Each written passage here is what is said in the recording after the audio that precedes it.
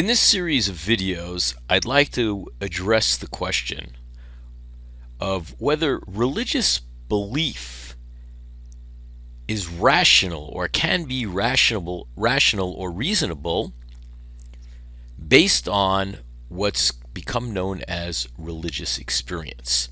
And we'd also like to begin thinking about a related question, that is whether religious belief can be rational based on a belief that miracles have occurred.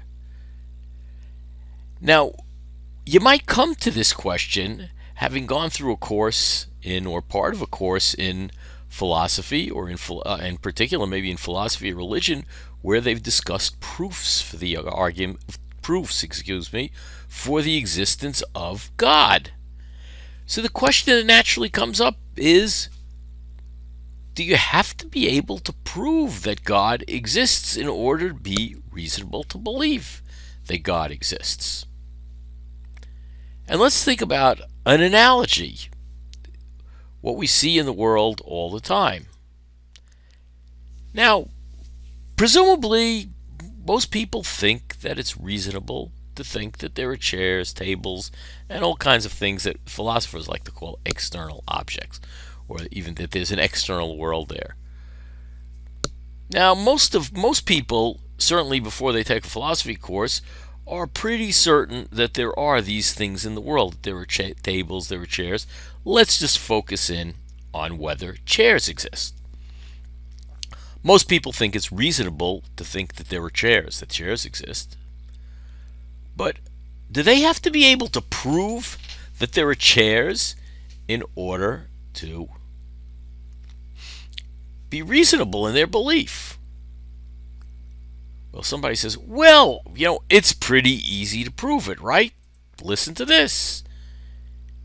If somebody experiences a thing, an entity, then the entity exists.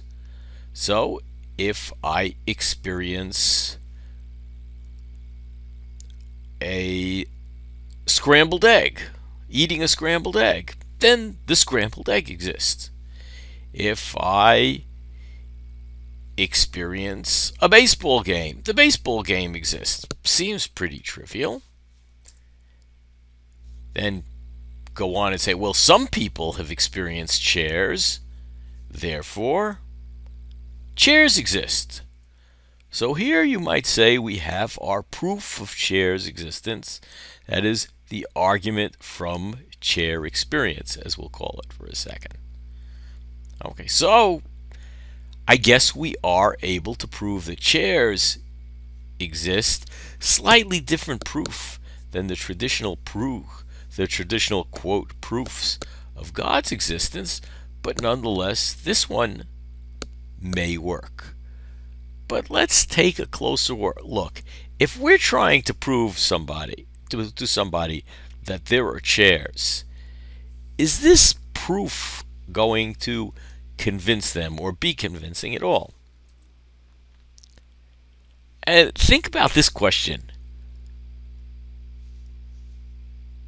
Why would anyone who's wondering if there are chairs, if number 3 is true, be persuaded by this argument?